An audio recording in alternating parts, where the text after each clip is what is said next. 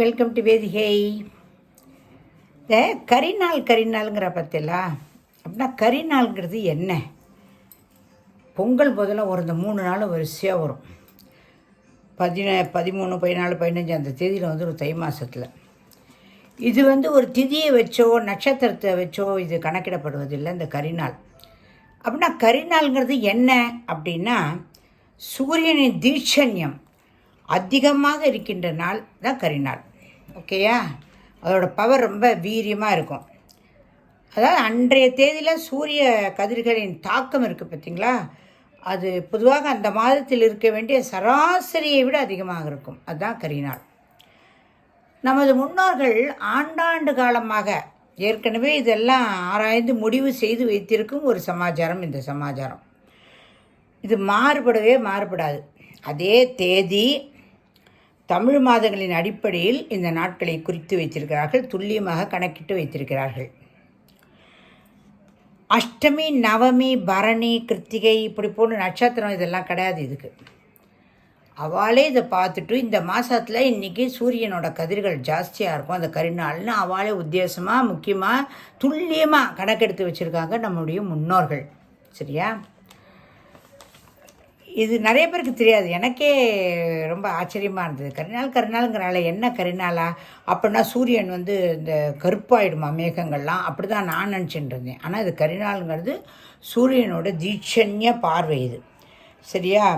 அது என்னன்னா நமது உடலில் உள்ள அனைத்து சுரப்பிகளும் அந்த தீட்சண்ய பார்வையினால் என்ன ஆகும்னா நம்மளுடைய உடலில் உள்ள அனைத்து சுரப்பிகளும் ஹார்மோன்களும் சராசரிக்கு சற்று கூடுதலாக அதிக அளவில் சுரக்க ஆரம்பித்தோம். எப்படி பாருங்க, நம்மளுடைய விஞ்ஞானமும் மெய்ஞானமும் எப்படி ஒன்றுக்கொன்றும் ரிலேஷனாக இருக்குன்னு பாருங்க. அந்த சூரியனோட கதிர்களோட தீட்சண்யம் நம்ம உடலில் படும்போது அதிக அளவாக நம்முடைய ஹார்மோன்களும் சுரப்பிகளும் சுரக்கின்றன அப்படிங்கிறதையும் கண்டுபிடிச்சி வச்சுருக்கா.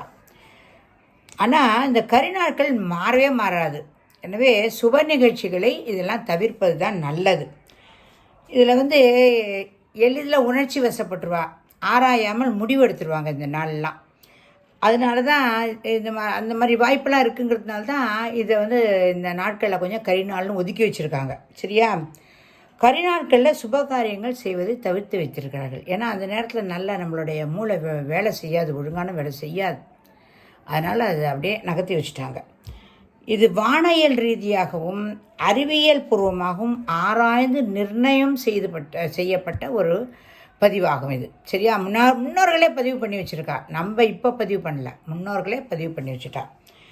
ஜோதிட ரீதியாகவும் இல்லை. அப்படின்னா ஜோசியத்தில் கரிநாள் இருக்குமா ஜோதிடர்கள் சொல்லுவாங்கன்னா ஜோசியக்காரெல்லாம் சொல்ல மாட்டான்.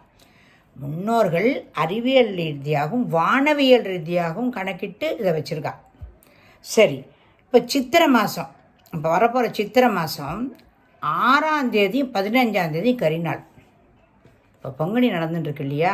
சரி, பங்குனிலேருந்தே வருவோம்.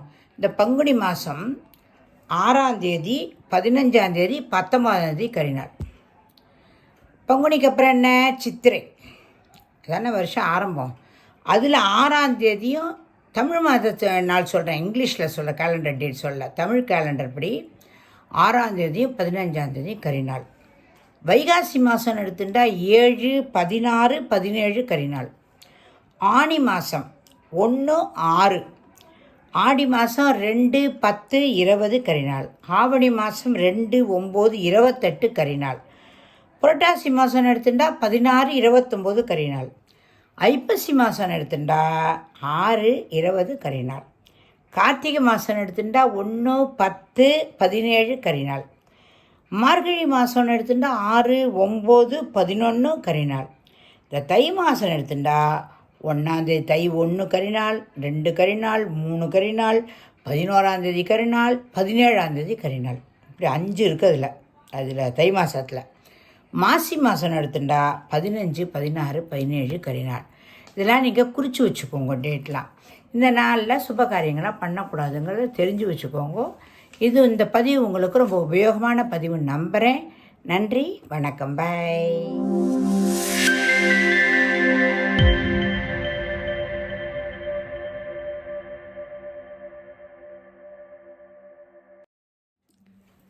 Hi, welcome to Vedhigai. ரொம்ப நாளைக்கு அப்புறம் பதிவு போடுறேன். ரொம்ப இது வந்து வேடிக்கையான ஒரு பதிவு இது, சரியா? ஃபோன் எடுத்து இப்போ ஆண்ட்ராய்டு ஃபோன் எடுத்துன்னு வச்சிட்டோன்னா உடனே ஒரு ஜெமினின்னு ஒன்று வருது. நம்ம சாதாரணமாக காதிலே வேலை போல இருக்கே, காது கேட்கலையா அப்படி நம்ம சொன்னால் நம்ம கை அதில் பட்டு உடனே நீங்கள் காதிலே விழவில்லை என்று சொன்னால் அது பிறரை கிசுகிசுப்பதாகவும் இருக்கலாம். எப்படி பாருங்கள், பிறரை கிசுகிசுப்பதாகவும் இருக்கலாம், காதில் ஒருவருக்கு விழவில்லை என்று சுட்டி காட்டுவதாக இருக்கலாம்னு ஒரு பெரிய லென்த்தியாக ஒரு ஸ்பீச் கொடுக்குறேன். நம்ம யார்கிட்டையாவது போயிட்டு வந்தாச்சா அப்படி கேட்டால் போயிட்டு வந்தாச்சா என்று கேட்பது அவர்கள் அங்கு குறிப்பிட்ட இடத்திற்கு போய்விட்டு திரும்பி வந்ததை குறிக்கின்றது அப்படிங்கிறது. இது என்னடா இம்சை அப்படின்னு பார்த்தா, அந்த இன்டெலிஜென்ஸ் ஒன்று இருக்கு இல்லையா, அதாவது ஏஐ அப்படின்னு ஒன்று இருக்குல்ல, அது நம்ம வாட்ஸ்அப்பில் உதாரணமாக என் ஃப்ரெண்டோட நம்பரை தேடணும், டக்குன்னு வரணும்.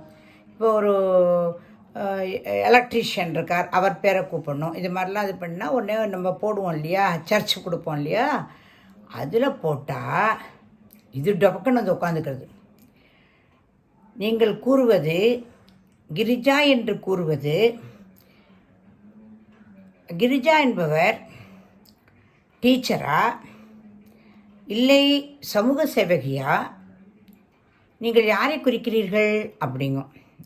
இதனடா இம்சைன்னு சொல்லிட்டு டப்பு நம்ம அணைச்சிட்டோன்னா உடனே நீங்கள் பாதியிலேயே நிறுத்திவிட்டீர்கள், கண்டினியூ செய்யவில்லைன்னு அதுக்கு ஒரு பதில் போடும். ரொம்ப ரொம்ப ரொம்ப ரொம்ப இதனால் இல்லை. இப்போ குறிப்பிட்ட ஒரு ஆண்ட்ராய்டு ஃபோனில் வந்திருக்கிற சமாச்சாரம், இந்த சமாச்சாரம் தேவைன்னா நம்மளே அவளை கேட்க போகிறோம், தேவைன்னா அது சொல்ல போகிறது. நம்ம கேட்குற பேருக்கு ப்ளம்பர், எலக்ட்ரீஷியன்னு போட்டால் எலக்ட்ரீஷியன் என்பவர் மின்சாரத்தை அப்படின்னு சொல்லிட்டு இது ஜெமினி போய் பேச ஆரம்பிச்சுவிடும். ஐயோ, ரொம்ப ரொம்ப ஹெட்டேக்காக இருக்குது இதோட. இதெல்லாம் நீங்கள் உங்களுக்கு அனுபவிக்கிறதா என்னன்னு தெரியல. இருந்தால் கூட நான் இது ரொம்ப டென்ஷன், ரொம்ப வேகமாக ஒருத்தர் தேடும்போது இது மாதிரிலாம் பண்ணால் நம்ம வாய்ஸ் மெசேஜ் கொடுக்கலான்னு இப்படி அமுக்கி இப்படி பேசினா அது வந்து நுண்ணுறது. ஐயோன்னு சொல்லிட்டு அதை அமுக்கிட்டு அதுக்கப்புறம் திருப்பி பேச வேண்டியதாக இருக்குது. ரொம்ப ரொம்ப ரொம்ப ஹார்டாக இருக்குது இந்த விஷயம். இது எத்தனை பேருக்கு இது வந்து நான்சென்ஸாக இருக்குதுன்னு தெரியல. ஸோ இது இந்த பதிவு மூலமாக 4 பேர்கிட்ட போய் சேர்ந்து இதுக்கு ஏதாவது ஒரு விடிவு காலம் பிறக்காதா அப்படிங்கிறதுக்கு தான் நான் போடுறேன். மெயினாக இதுக்கு ஒரு விடிவு காலம் கண்டிப்பாக பிறக்கணும். ஓகே, நன்றி, பாய்.